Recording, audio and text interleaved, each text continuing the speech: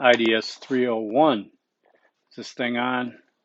Hey, how's everybody doing today? Got Monday at about 3:35. Wow, this day is just flying by. I don't know about you, but it's been busy, hasn't it? Is this our busy season? Okay. All right. I'm gonna throw a bunch of stuff at you, see what sticks. It's module 5. Welcome. Let's get 10 points for you. Extra credit is closed. It is closed. I gave that opportunity last week about the transfers and such. So the transfer window for your soccer fans, the transfer window was closed. Uh, Extra credit. I got a few really good ones there. I think I forgot who sent me this, but I copied it. Thank you to the student who did this. Make an example of the transfer because that's a big aspect of integrative thinking, integrative work. Um, Identifying these areas of transfer. In here, what's his face? Tanner talks about it on page. Come on, man. Come on. You could do it. You can do it. You can do it. Types of transfer, chapter 8, page 80 or 81. Types of transfer of learning infers that some travel between learning contexts has been made. So we got near transfer, far transfer, and you got, and I asked to define 3 of them: near, far, low road, high road. There's hugging. It's kind of creepy, isn't it? No. Okay, so uh, he made a case about near transfer.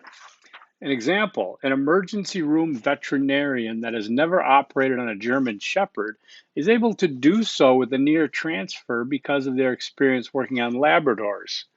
Yeah, I mean, that's really, really near. I mean, dog. I would say maybe a veterinarian could work on a horse, and maybe they normally don't, or a New York City veterinarian, but near transfer, so using those skills. A person who trained in ice skating as a child may have backwards reaching transfer of skills when they pick up roller skates for the first time as an adult.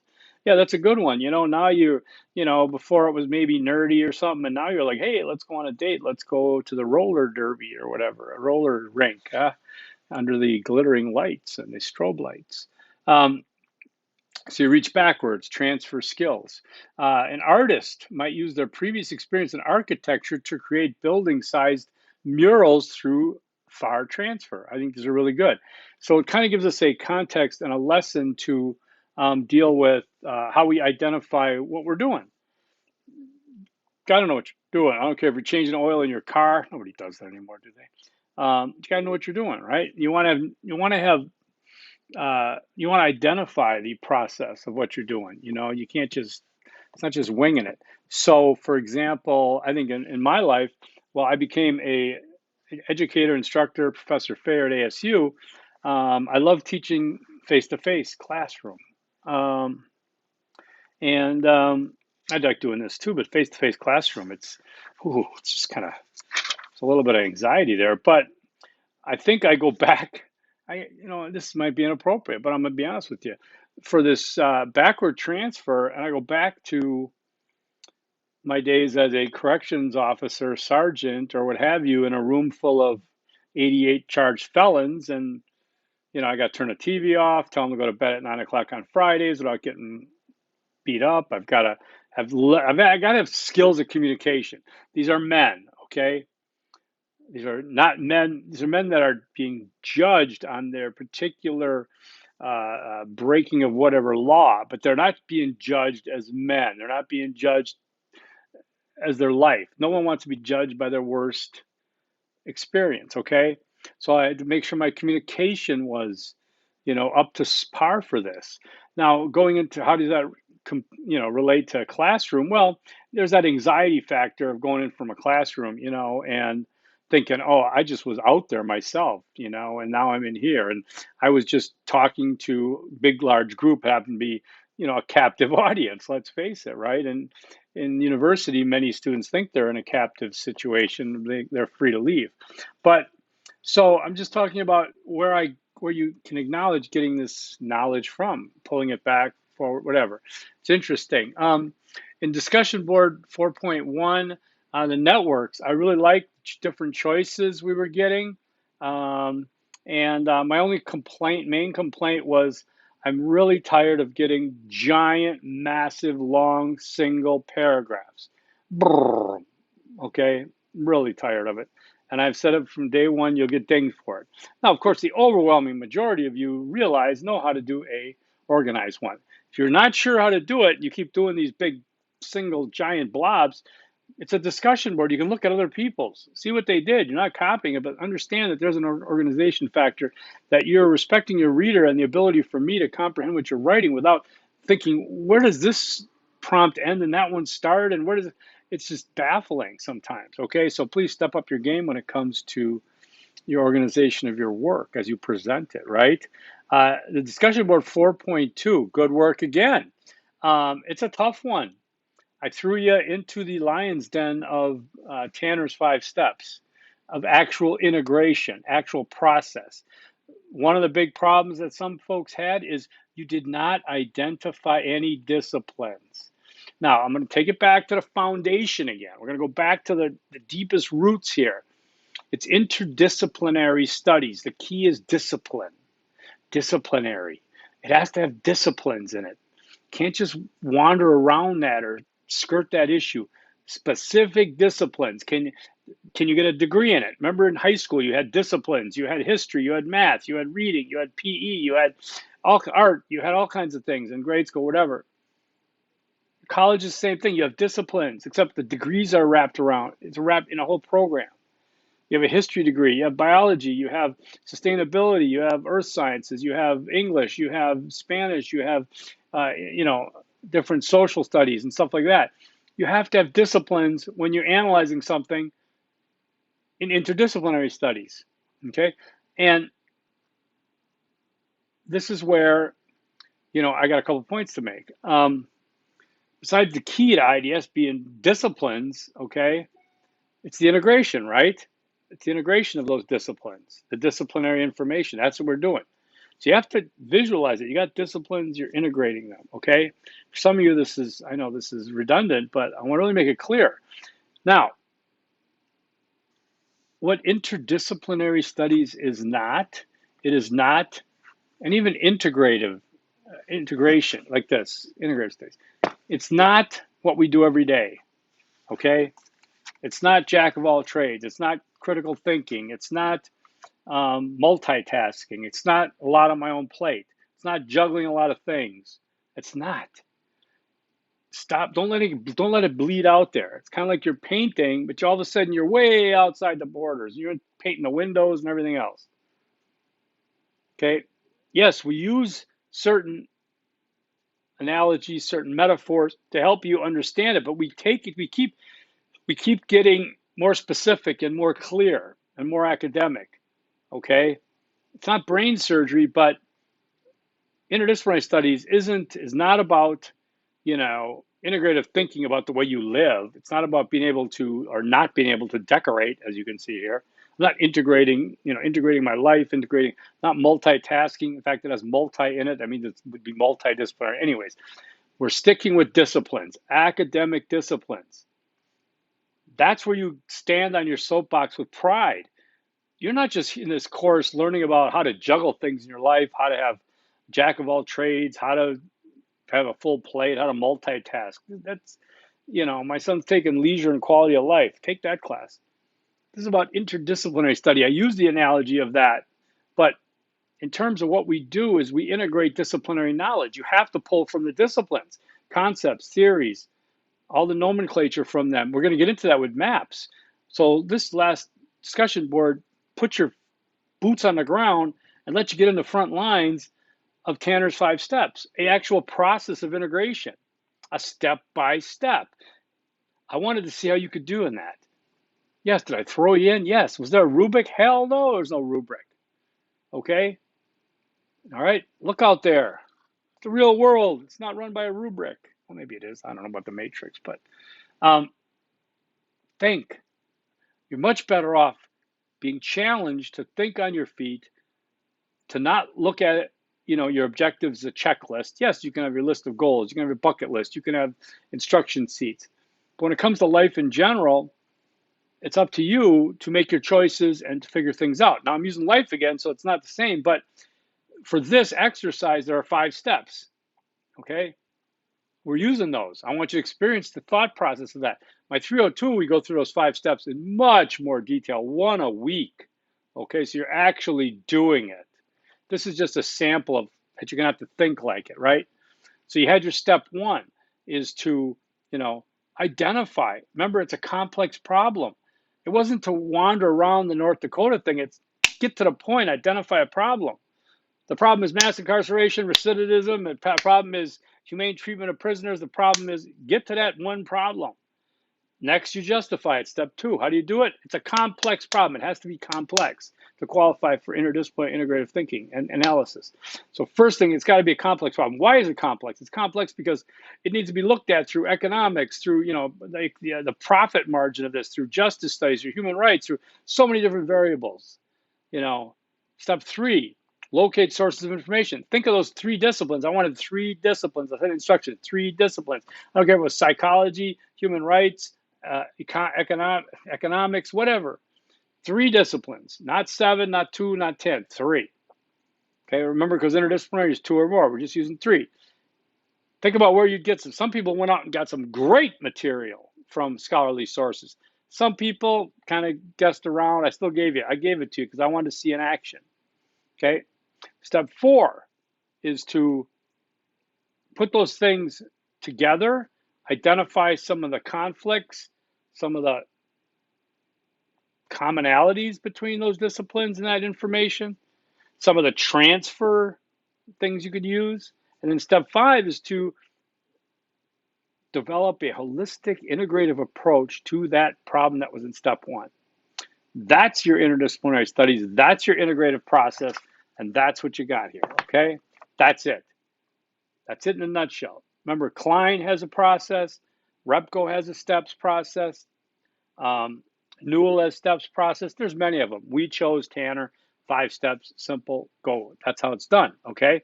So remember the academic disciplines. This is important, right? Let's see. Remember that, I'm gonna talk about sources real quick. And I'll get to it in the maps. I will talk about sources, okay? So Easter egg number 1 is IDS is an academic field of study, not a lifestyle, okay? IDS is an academic field of study, not a lifestyle, okay? I just want to make that clear. I want to pull us back a little bit, okay? I got my beautiful, nice Jeep out there that I love, my Rubicon Black 2019, love my Jeep. Jeep is a lifestyle vehicle. Harley Davidson, lifestyle vehicles. Interdisciplinary studies, not a lifestyle. Okay, now, rarely, except for people like me, you're going to get a job in interdisciplinary studies.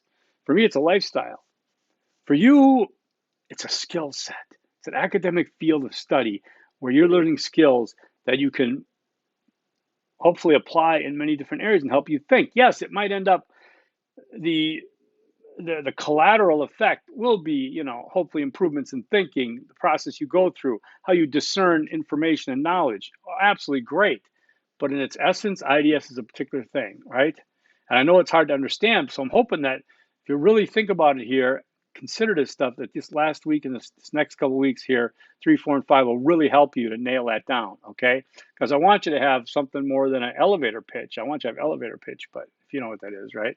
Okay, so Module 5 is about the maps. Here we go, maps. You asked for it, you got it. We talked about it, maps with Petrie and cognitive maps, things like that, disciplinary maps. You kind of got an idea what it is. Now you're going to do it, okay? There are 5 attachments in the module that you must use. If you do not use it, you are in trouble. Let me save that. Okay, and let me try to give these to you in order under the learning materials for Module 5. And all you have to do this module is your Maps 1 and Maps 2. 2 separate assignments. One's due Saturday, one's due Sunday. I wanted to make them separate to give you some kind of, mental break between them, but just to do them one time. They're exactly the same. The difference is in the content. The format's same, everything's exactly the same. The difference is MAPS 1 is one of your concentrations, MAPS 2 is your other concentration. Okay, so MAPS 1 is a discipline, MAPS 2 is a discipline, right? Okay, so learning materials. Do not procrastinate on this one because you're going to find, oh my God, I can't get this done in time. And I will abide by the late policy. Okay, that's the way it is. Okay, especially this module. All right, so the disciplinary MAPS assignment instruction introduction. Okay, this should be it right here. All right, is this it? I had these all opened up, but then they don't match up what they say. And where do they all go? It's a PDF. Okay, it's a PDF. Read it, because it's important. It's important. It'll also allow you to send me questions if you have any early enough in the week. Don't wait till Saturday.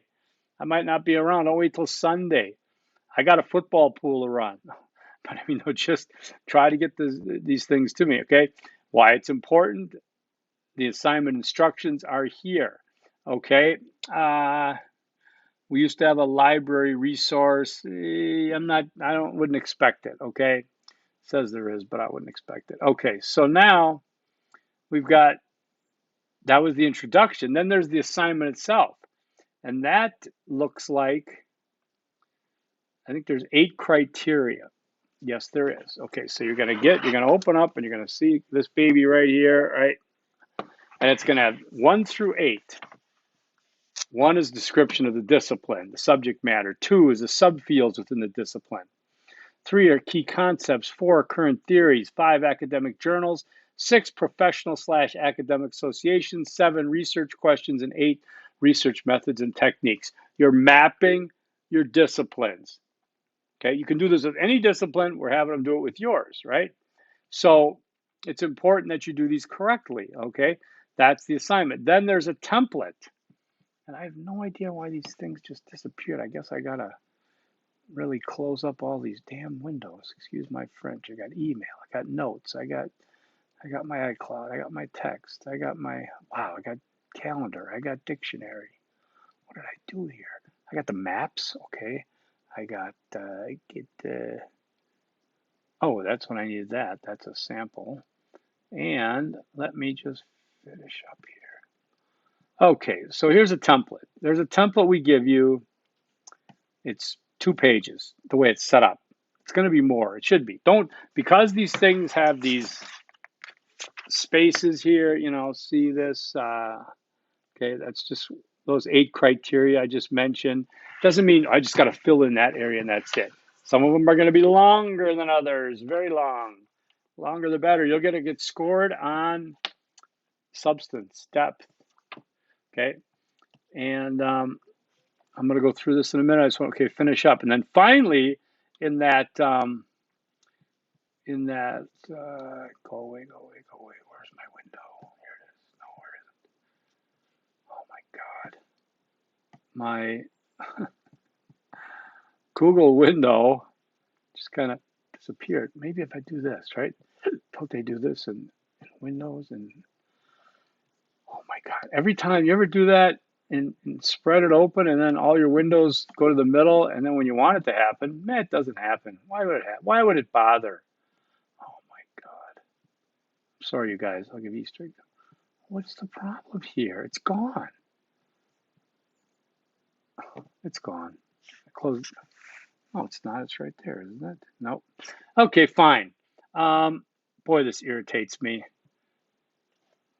because I was caught off guard. I had it. Did I just close it by accident? Show all windows. Oh my God, I gotta open another. I must have closed my Chrome. I have Chrome open with your guys' class, with everybody's class.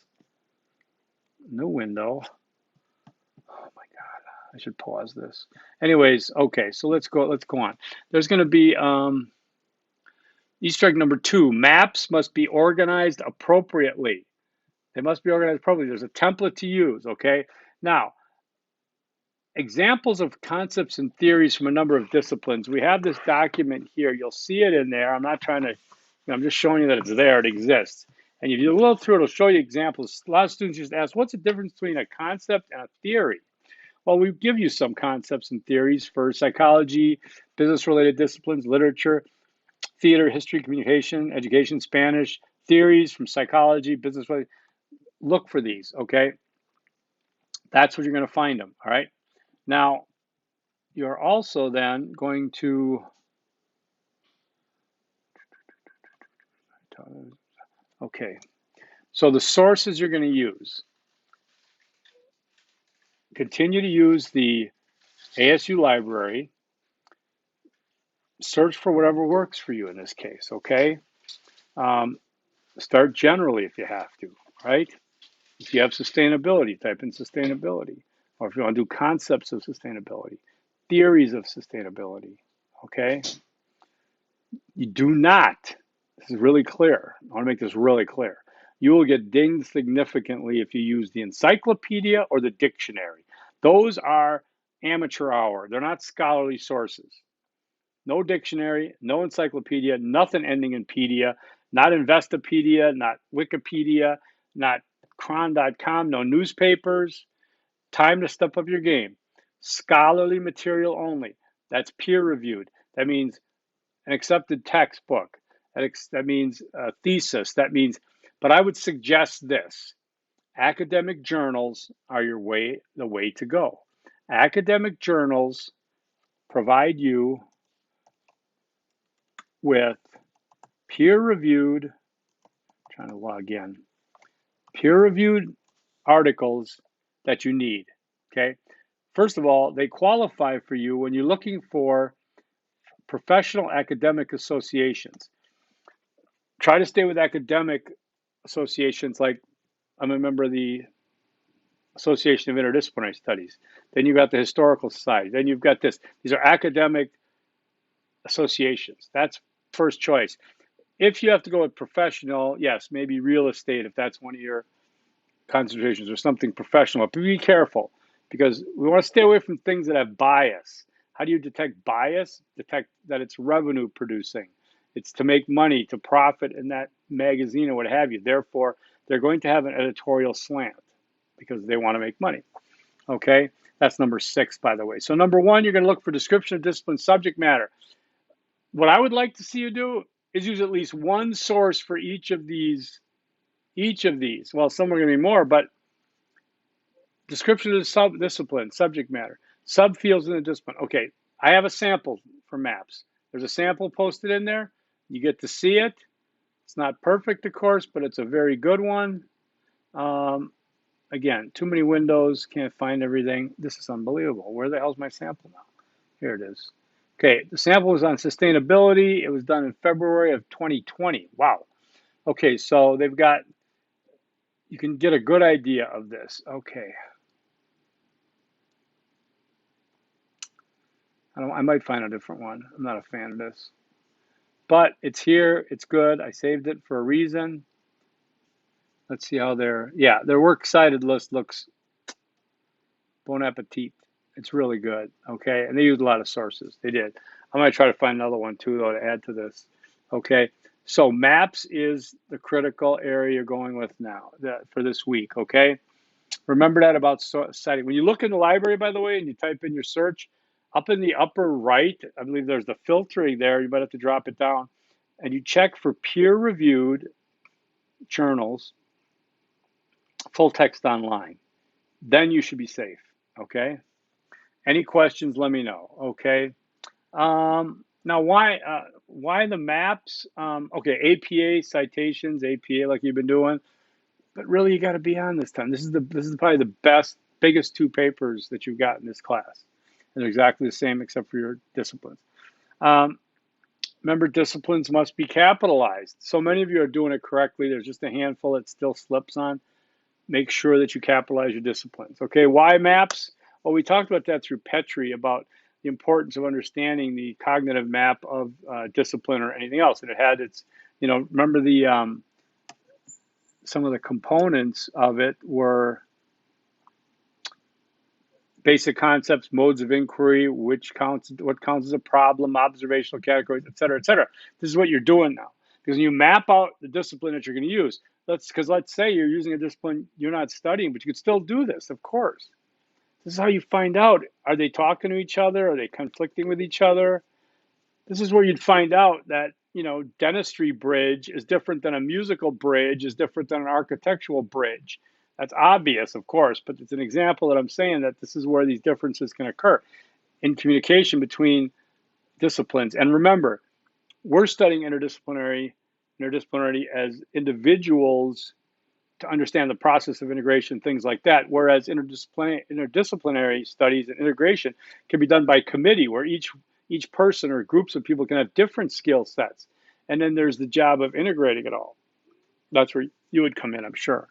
So continue your questions. I've been getting some good ones. Here we go. Okay, that's it. All right, that's it. Easter egg number 3. Maps must be formatted correctly. Well, you do the best you can, but maps must be formatted correctly.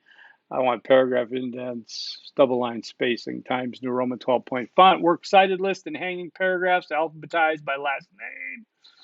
And any other questions you have, let me know, okay? I appreciate the pushback and the questions about anything. If you're missing a grade for Easter eggs, stuff like that, let me know. I slip up often, but we get it straightened out. Have a good one. Forks up. Peace.